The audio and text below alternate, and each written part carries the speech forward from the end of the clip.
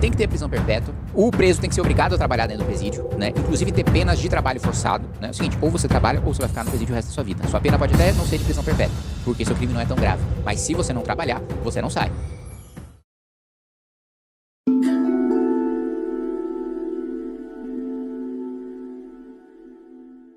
O STF interferiu no trabalho da CPMI do INSS. Aliás, sua presença devia ter sido já na semana passada, né, deputado? Como é que está a sua cabeça, o seu coração, o seu sentimento com relação a esse estado de coisas do nosso Brasil? Inclusive, foi por causa dessa decisão do Supremo que eu não pude estar aqui, né? Eu cheguei quinta à noite em São Paulo, de Brasília, aí sexta de manhã tive que voltar para votar o relatório, né, ao mesmo tempo em que a mulher do ministro tem um contrato de 129 milhões de reais, supostamente para fazer o compliance do banco. Que não é algo usual na advocacia do Brasil, até nas maiores bancas. Não existe isso, não existe. Nenhum advogado no Brasil, por mais renomado que seja, ex-ministros do Supremo, não tem contratos desse tamanho. Ela recebeu ali mais de 2 milhões de reais por dia trabalhado. Não existe, isso não existe.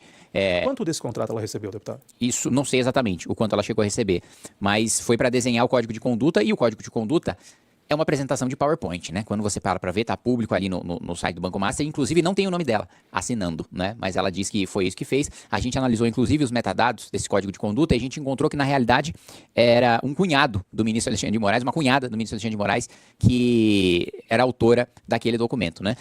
Então, porque nós estávamos chegando no Supremo em gente muito influente e poderosa no Legislativo, como o senador Ciro Nogueira. No Lulinha também. No Lulinha também, isso. Outro ponto evidente, a gente encontrou as anotações mostrando que o Lulinha estava recebendo uma mesada de 300 mil reais do Careca do INSS. Quando primeiro a gente denunciou que ele tinha ido num voo junto com o Careca para Portugal. Não, mas mesada a gente recebe do pai quando é criança. O Lulinha não é filho do Careca. Não é filho do Careca. Era no mesmo estilo do mensalão, né? Como quando o Lula e o Dirceu eram o pai do Congresso inteiro, né? E também, quando a gente denunciou que eles foram juntos para Portugal, eles tinham negado no primeiro momento, né? E depois, quando a gente obteve as provas definitivas, a própria defesa do Lulinha agora alegou que ele teria ido para Portugal para negociar uma empresa de cannabis medicinal. Assim, uma coisa muito mirabolante. Várias empresas e fundos de fachada que a gente encontrou do Careca para lavar dinheiro.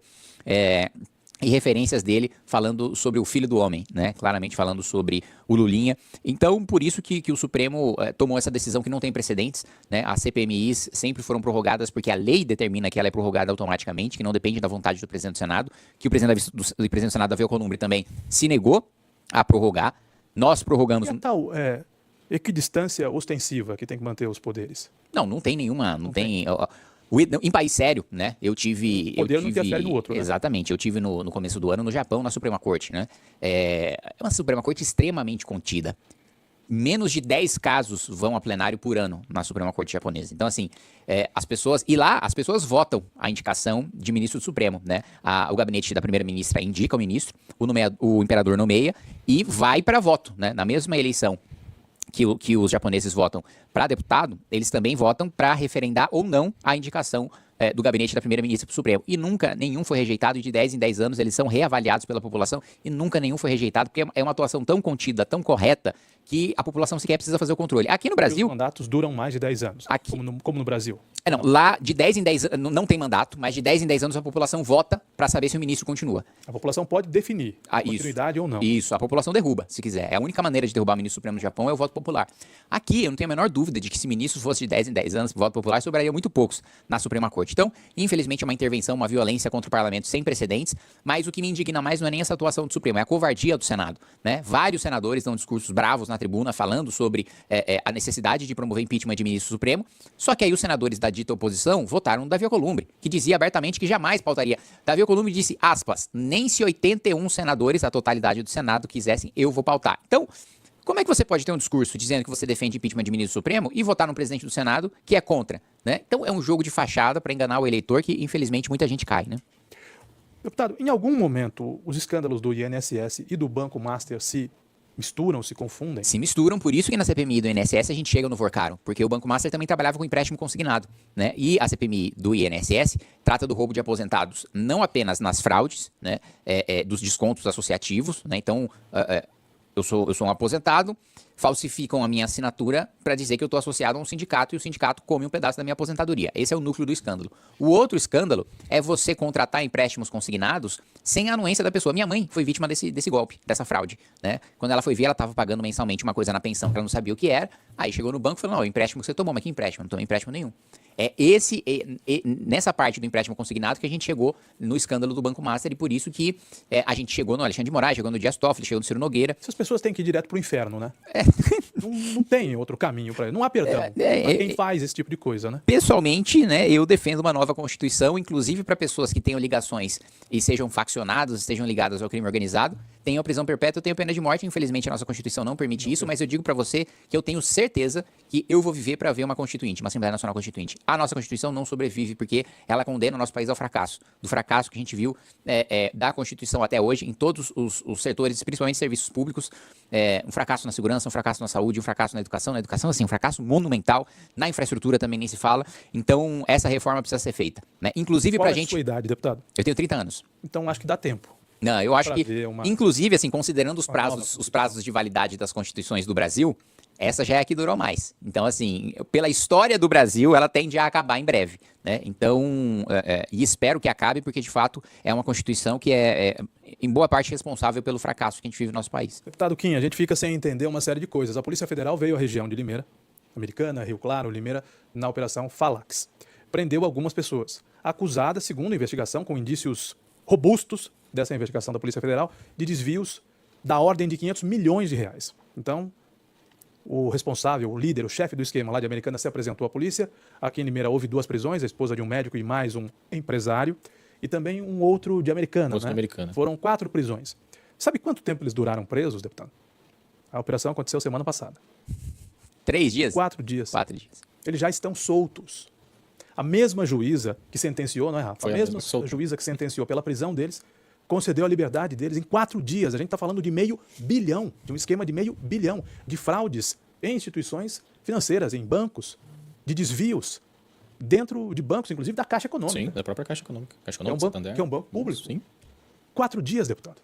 A defesa que eu faço, inclusive o projeto que eu aprovei na Câmara e está esperando a deliberação do Senado, mas infelizmente nossos senadores, eles adoram usar pantufa e ficar em casa, é da prisão preventiva obrigatória em caso de crimes graves, né? Porque no Brasil, demora-se muito para você chegar numa condenação e você só prende definitivamente depois da condenação. E quando você prende, você ainda solta rapidamente por causa da progressão de regime, por causa do abatimento de pena, da remissão de pena, caso ele estude, caso ele trabalhe. Para mim é o seguinte, mais uma coisa que não dá pra gente fazer por causa da nossa Constituição. Tem que ter prisão perpétua, o preso tem que ser obrigado a trabalhar dentro do presídio, né? Inclusive ter penas de trabalho forçado, né? É o seguinte, ou você trabalha ou você vai ficar no presídio o resto da sua vida. Sua pena pode até não ser de prisão perpétua, porque seu crime não é tão grave, mas se você não trabalhar, você não sai. E o fruto do seu trabalho, né, não vai para sua família, não vai para você, vai para a família da vítima, né? E se for um crime de colarinho branco, né, envolvendo recursos públicos, manda todo o recurso para a União, né? Então, esses casos causam indignação e, na minha avaliação, o sujeito deveria responder preso ao processo, quando você tem provas robustas para mantê-lo preso. Infelizmente, não é assim que as coisas funcionam no Brasil. Infelizmente, no Brasil, vale a pena roubar.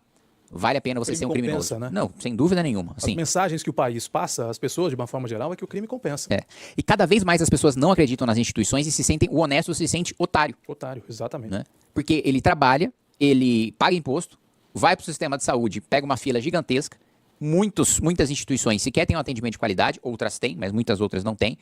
Educação, bom, a classe média tem que pagar 2 vezes, né? Porque paga para ter educação pública, como a educação pública não funciona, paga a escola privada. Mesma coisa, paga 2 vezes a saúde, né? Tem que pagar um convênio porque não dá conta. Segurança é uma coisa que não dá, que afeta todo mundo, né? Não tem como você contratar um segurança para ficar com você o dia todo, um carro blindado. Tem um sistema de câmeras que mitiga, né? Mas o nível de violência que a gente chegou é tamanho que não resolve mais, a gente está tomado pelo crime. O que a gente vê de muro, eu fui ao velório do Decinho, que eu citei agora na abertura do programa, e na volta eu fui cortando por alguns bairros da cidade. O que você vê de muro com cerca elétrica, concertina, aquelas pontas em cima do muro, que cada um, entre aspas, se defende como pode, não é? Não é todo mundo que vai conseguir instalar um sistema de monitoramento, aquela coisa toda mais sofisticado, mas as pessoas, em quase todas as casas, é impressionante. Quem mora na rua, quem não mora em condomínio, tem que se proteger de alguma maneira. Eu tive em Macapá há algum tempo, e as casas, assim, todas as janelas têm uma grade, assim, as portas têm grade, parece que todo mundo vive num presídio, né? Que quem tá solto é o ladrão e o cara que tá honesto é quem tá preso, né? Então a situação calamitosa, né? Não à toa, nós temos, inclusive ele teve aqui, o Renan Santos, presidente do nosso partido, pré-candidato à presidência da República, que defende o prendeu, matou, né? A retomada de territórios dominados pelo crime, não, faccionado, membro do PCC, do Comando Vermelho, nós não queremos te matar. Mas se a gente entrar no seu território, e você quiser, no seu território entre aspas, né, que é o território do Brasil, e você receber a polícia a bala, nós vamos te matar. E nós vamos matar todos os faccionados que não se renderem imediatamente assim que tiver a presença da polícia. Se não tiver essa atitude, a gente vai continuar sendo tomado pelo crime para sempre. E, inclusive, eu converso muito, sou muito próximo da Polícia Militar de São Paulo. Eles reclamam, né, que o governador não deixa que eles levem em frente operações para, de fato, matar essas lideranças do crime, porque eles sabem que nenhum deles vai se render, eles vão ser recebidos na bala. E o governador, por medo de apanhar de imprensa, de ONGs, de direitos humanos, de partidos de esquerda, não dá autorização. A Globo. Na Rede Globo, não, sem dúvida nenhuma. Qualquer coisa já estampa como o assassino, como o exterminador. Mataram os coitadinhos na comunidade. Exato. Não, olha só. Operação arbitrária, usaram de violência desproporcional. Não, olha o caso da operação. Tem uma pessoa boa morreu. Foi quase a operação do Rio de Janeiro. Né? Não, morreu, foi uma operação impecável. Bom. Foi uma operação impecável. Porque assim, não teve sequer uma bala perdida para matar um morador inocente. E isso acontece nas operações. Né? E eu, inclusive, defendo que quando morre um inocente numa operação policial, que quem responda pelo homicídio do inocente seja o traficante, seja o faccionado. Porque se o criminoso não estivesse ocupando ilegalmente um território em primeiro lugar, não tinha operação, não tinha troca de tiro. Toda morte que acontece numa operação policial contra o crime organizado, quem responde pelos homicídios dos inocentes tem que ser os criminosos. Porque sem os criminosos não tem operação. E outro ponto, os inocentes morrem quando não tem operação. Porque você tem um tribunal do crime, você tem moças que se recusam a serem estupradas, né, sendo mortas, né, sendo colocadas. Eu vi a denúncia ali do Ministério Público, a ficha puxada pelo Ministério Público do Rio de Janeiro. Mulheres eram colocadas em banheiras de gelo e depois esquartejadas, vivas, né? Esse tipo de criminoso que morreu. Então, não fazer operação policial, ainda que, infelizmente, em grande escala, é muito difícil que não tenha morte de inocente, muito mais inocentes vão morrer se não tiver operação. E essa observação que o deputado faz sobre quando um marginal está preso, ele representa custo para o Estado e quando ele sai do período de detenção, ele sai com dinheiro. Né? Porque ele trabalhou, ele recebeu lá dentro da cadeia, ele recebeu uma remuneração. Ou nem trabalhou e recebeu auxílio reclusão. Recebeu também. E aí, a família da vítima não recebeu coisa nenhuma. Então, o preso sai da cadeia, depois de um crime cometido, com dinheiro no bolso, e aquele que ficou, o pai de família que foi morto, na frente dos filhos, aquela família não recebe nenhum tipo de auxílio. É necessário, é pertinente que se fale disso, né, deputado? Mas é difícil que isso passe no Brasil, né? Isso seja aprovado no nosso Congresso. Na né? PEC da segurança, relatado pelo deputado Mendonça Filho, pela primeira vez a gente colocou no artigo 5º o direito da vítima, que a pena ela seja proporcional para causar justiça à vítima. Porque o artigo 5º hoje só possui garantias para os criminosos, quando a gente fala de direito penal e processual penal. Pela primeira vez a gente está colocando o da vítima. Espero que esse texto seja aprovado no Senado. Geralmente o Senado ele é mais frouxo no enfrentamento ao crime. Inclusive, quando eu aprovei um projeto de aumento de pena de furto, roubo e receptação, ele foi para o Senado ainda aumentou a pena, mas diminuiu as penas que eu tinha colocado. Voltou para a Câmara, a gente restaurou as penas mais duras que a gente tinha estabelecido, agora vai para a sanção do presidente da República, que eu já tive certeza de que o Lula iria vetar. Hoje eu não tenho tanta certeza de que ele vai vetar, porque ele sancionou o pacote antifacção com o texto do Derrite, porque nós derrotaríamos de qualquer maneira o governo no plenário. Eles não tinham voto para o PL antifacção, para o texto que eles queriam, mais frouxo e mais centralizador na União para tirar poder dos estados. A gente descentralizou o poder da União, aumentou as verbas repassadas para as polícias militares, para as polícias civis, para as polícias estaduais, porque não faz sentido. Ministério Público do Estado de São Paulo, a Polícia Civil do Estado de São Paulo, a Polícia Militar do Estado de São Paulo fazem uma operação e o resultado daquilo que é aprendido dessa operação vai para a Polícia Federal? Não faz sentido. Se tiver, que a gente colocou o seguinte, foi a Polícia Estadual, vai para a Polícia Estadual, foi a Polícia Federal, vai para a Polícia Federal, foi os dois em conjunto, metade, né? E esse texto foi sancionado pelo Lula, na minha avaliação, porque o PT quer fingir que está preocupado com segurança pública no ano eleitoral, porque sabe que essa é a principal preocupação do eleitor, mas eles passaram 4 anos votando afrouxamento de pena. Eu vou te contar um caso aqui de bastidor. Nós aprovamos um projeto, a gente estava negociando, para dificultar a progressão de regime de quem comete crime hediondo, né? Feminicídio, por exemplo, de alguém que mata uma mulher por ela ser mulher. O PSOL veio negociar com a gente antes da aprovação do relatório para pedir que o endurecimento fosse só para reincidente. Aí eu cheguei e falei, gente, peraí, o criminoso precisa matar a segunda mulher para ter um procedimento mais duro? O estuprador precisa estuprar a segunda mulher para ter um procedimento mais rigoroso? O latrocida, ele precisa roubar e matar uma pessoa 2 vezes? Falou, não, isso é inaceitável. E a gente levou para voto. Mas eu nunca vou esquecer desse episódio e eu sempre vou repetir do absurdo que eles defenderam nesse projeto. Você precisava estuprar a segunda mulher para você ter uma progressão de regime. Que argumentos, deputado? Como é que se defende algo assim? De que o cara que cometeu pela primeira vez, né, tem que ter um tratamento mais leve, que pode ser que ele se recupere, por aí vai. Fala, gente, me desculpa, quem comete, pelo menos a minha opinião, quem comete um crime atroz como um estupro, não tem salvação. Esse cara não tem salvação, tá? Na minha opinião. Eu acho que é um crime tão ou mais grave quanto um homicídio. Que é de uma tortura física e psicológica contra uma pessoa que traumatiza essa pessoa pro resto da vida dela. A vida dela nunca vai ser a mesma e ela vai ter muita dificuldade para superar esse trauma. Eu, inclusive, apresentei um projeto que tem gerado discussão de castração física de estuprador. Porque hoje, o que se discute no Congresso é a castração química, né? Mas a castração química é uma maneira de diminuir a pena do estuprador. Então, o governo chega, o Estado chega pro estuprador condenado e fala, olha, quer ter uma pena menor? Faz o tratamento de castração química, que aí você sai mais cedo. Beleza. Aí ele sai mais cedo, parou o tratamento e comete o crime de novo. Sim. Né? A física não, a física acabou. Não tem mais um instrumento para ele cometer o crime. Né? E aí tem a discussão de constitucionalistas falando, não, mas é inconstitucional porque o texto da Constituição diz que é vedada penas de caráter perpétuo. Eu falei, olha, eu não instituí pena de morte pra esse cara, que eu gostaria. Eu não instituí prisão perpétua pra esse cara, que eu gostaria. Ele vai ficar preso, depois ele vai ser solto e vai viver em sociedade. Não, eu não gostaria, mas pela Constituição vai viver em sociedade. Então não tem uma pena pra sempre, ele só perdeu um membro, né?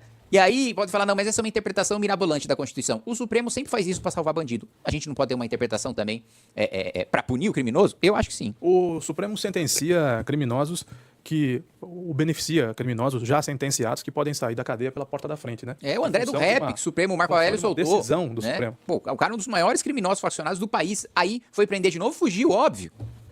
O Rafa vai fazer pergunta também, deputado, mas eu queria voltar ao tema progressão de pena, que me parece algo mais factível. Como é que pode alguém condenado a 30 anos ficar 7 ou 8 na cadeia? Eu sou absolutamente contrário a qualquer progressão. Que, inclusive, a gente não precisaria aumentar a pena de crimes se não tivesse progressão.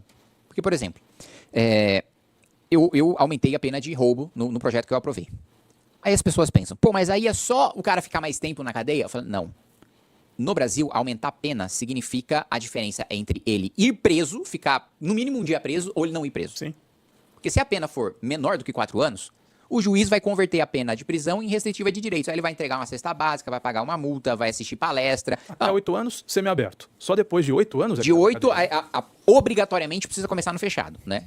Outras penas, você pode até começar no fechado, mas vai depender da decisão do juiz. O juiz só é obrigado, né, a estabelecer reclusão 8 anos, regime fechado, quando a pena, no caso concreto, mínima é de 8 anos, né?